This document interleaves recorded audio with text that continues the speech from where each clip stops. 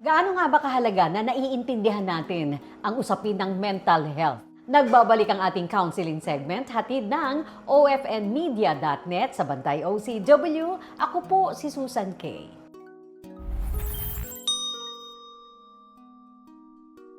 Bakit nga ba kailangang maintindihan natin ang issue ng mental health? Nagbabalik syempre pa si Dr. Romel Agbayani, ang ating professor at resident psychologist ng Bantay OCW Foundation. Dr. Romel, welcome back. Thank you, Susan K. At it's nice to be back. Oo nga, bakit kailangan maintindihan namin yung kahalagahan, importance nitong mental health, Dr. Romel? Napakalaga ito dahil kung walang mental health ay walang health in general, no?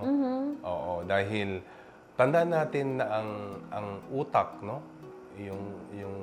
Yung kaisipan natin ay siya ang responsable sa lahat ng ating paggawi, sa ating mga decision making, sa ating awareness na tayo ay madumi, na hindi tayo nag-toothbrush ng ilang araw. Ang utak ang may responsibility diyan para maging aware ka, no? Ngayon, kung isang tao ay hindi mentally fit, no, merong something to be corrected sa estado ng kanyang isip, ay di apektado yung kanyang physical na kalusugan. Ganun kahalaga ang mental health. So ito ang magdadala sa buong pagkatao natin, sa buong kalusugan, sa buong katawan natin. Tama. Oo. Ito ay hindi inseparable, no? Hindi ito pwedeng paghiwalayin ang mental health sa ating physical health, no? O ano mga halimbawa diyan, Doctor? Okay, ang halimbawa, di balikan natin yung taong may depression, no? Okay. Ang isa sa mga simptoma ng isang taong may depression ay yung kanyang cognitive functioning, no, yung ay hindi umaayos na gumana yung kaniyang kakayahang mag-isip.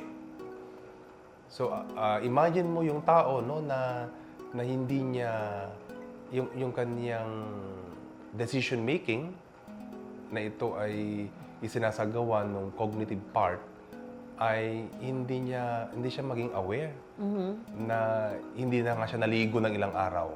So, sino ba ang nagdidikta, no? Nagpapa-aware, nagpapabatid, no? Saka atin na tayo ay hindi na naligo, may amoy na tayo, kundi yung ating kaisipan, yung ating utak, no? Pwede bang in denial? Pwede bang hindi niya iniisip yun? Well, kung hindi niya iniisip, May problema may talaga sa problema mental na nga. health. Yun na nga yung punto natin. Susan K, di ba? Ibang tao ang pwede magsabi sa kanya noon. Tama, Yung oo. nag-oobserba sa kanya. Kasi hindi masasabi ng isa na nagde-depression siya, hindi ba? Tama. Oo. Pero syempre, maraming kaso na ang taong mismo ay aware naman siya na siya ay nag-social withdrawal na. Okay. Kagaya, yung isa pang simptoma ng may depression, sabi natin, ay yung nabumukmuk na lang, no? Wala na siyang gana na gawin yung mga dapat niyang gawin. Ultimo nga, yung kanyang physical hygiene ay apektado na. Pwede bang isang sign din ng symptom niyan yung binablock na niya yung mga friends niya, hindi na siya nakikipag-usap, pwedeng ganon? Pwede naman yun na iyan ay manifestation ng kanyang social withdrawal, no? Oo, social withdrawal online. Okay. Oo, pwede yon, no? Pero siyempre, hindi lahat naman ay ang dahilan. Gusto lang niyang ma-protect din yung kanyang mental health, no? Okay. Oo, kasi there's toxicity, right, in the online world, no? Pero kapag significantly ay wala na siyang social interaction both online and in person, and that's something to consider as well, no? Na makita na there's something wrong going on, no? So ganito Sa mental kahalaga itong ginagawa natin, Dr. Agbayani, na ngayong sabi natin, nasa katinuan pa tayo ng kaisipan, pwedeng dumating yung punto na marirealize natin, oy, napanood ko yan kay Dr. Agbayani, mukhang dumadana siya doon sa state na yon. Tama. Pwede. Oo. Kaya itong information dissemination, itong ating effort, Susan K, na pag-usapan, paingayin, no, ang kahalagahan ng mental health ay nakakatulong naman, no? Sa katunayan, sabi nga natin, sa ilang taon nating pag-uusap, may mga viewers tayo, no? May viewers tayo na nakikipag-ugnayan sa akin mismo personally kung paano magpakonsulta. Kaya napakahalaga. And itong mismong programa natin sa Bantay OCW. Remember yung isang OFW natin sa Saudi, isang lalaki ito na nawalan ng nangganang mabuhay. Nung nakita mo siya, long hair na. Naalala ko, isa sa pinayo mo sa kanya, magpagupit ka nga.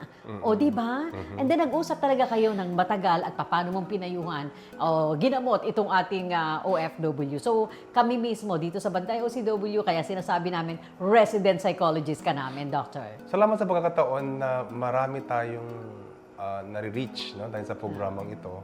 At isa man ito sa mga oath, no, isa sa mga vow na ating sinumpaan nung tayo nakakuha ng lisensya, no, na mag-practice at wala itong tigil hanggat may pagkakataon, no, na mapaingay, no, mapag-usapan lalo ang kahalagahan ng mental health. Lalo, no, sa ating kultura na pilit nating isinasantabi. It's still a taboo, no, to talk about mental health sa ating bansa. Na sana maabot natin yung panahon na pag sinabing ako'y magpapa-check up sa psychologist ay parang kasing dalas na lang na ay ako'y magpapa-check up sa dentist kasi meron akong ipabunot, no. Sana dumating yung punto na ganun natin kadalas na sabihin na wala nang ikinakahiya. So, pwedeng magkaroon ng regular appointment sa psychologist para alamin o lagi kaming updated kung Tama. talagang tama pa, okay pa ang aming mental na kalusugan, Tama yan, Doc? Susan Kay. Tama. Kung paano meron tayong annual check-up, Susan Kay, hindi ba? Napapunta sa doktor na kahit wala naman tayong specific naramdaman, di ba meron tayong regular check-up, that's the word, no? Regular check-up or annual check-up para ma-check lang. Why not do that as well in mental health, no? Yes, yes. Again, there's nothing wrong, to consult a mental health professional kasi kahit wala tayo sanity or insanity, no? Kahit wala tayong naramdaman, angkop lang, dapat lang na tayo magpa-check. Lahat tayo, no? Kami mismong mga mental health professional ay nagpapa-check up din, no? Kailangan natin lahat kasi walang immune sa atin na makaranas ng mental health issue. In the same way na yung physical illness ay sino ba sa atin ang immune na hindi magkaroon ng physical na sakit? Kaya magaling nga dahil lagi ninyong sinasabi na parang inuubo lang kami or nilalagnat. Ganyan din yung usapin ng Ganyan mental din, health. oo. May pinipili bang edad yan? Ang bata ba pwedeng maligtas na sa issue ng mental health? Walang pinipiling edad, Susan Oh, Kay, Oo, mayroong mga bata, no, na pwede nang makaranas ng depression. Pero pagdating sa ratio between male and female, no, mas maraming tsansa sa babae na makadevelop ng depression, no, because more on the physiology and hormones ng babae, no. So imagine mo yung babae na mag-undergo ng pre-menstruation. No, oo. Magsimula nung siya ay magkaroon ng menstruation cycle. Yan, isa yan sa mga fertile ground, no? Bukod pa Nawala sa sa babae. lahat ng problema absorber ata yung babae. Siya nag-absorb lahat Oo, tama rin naman yun. Ang lalaki, absorber din ng mga problema, pero more on the physiology ng babae. Kasi, alimbawa, yung pagkaroon nga ng menstruation cycle, Yes, oo. it's something to do with the hormones. Same thing pagkapag nanganak ito, nabuntis, Oo nga. nanganak. After manganak, prone na naman siya. Oh, Because these are hormones. yes. Tapos darating tayo doon sa menopausal syndrome, Yung which mga is PMS hormonal na na yan, din. oo.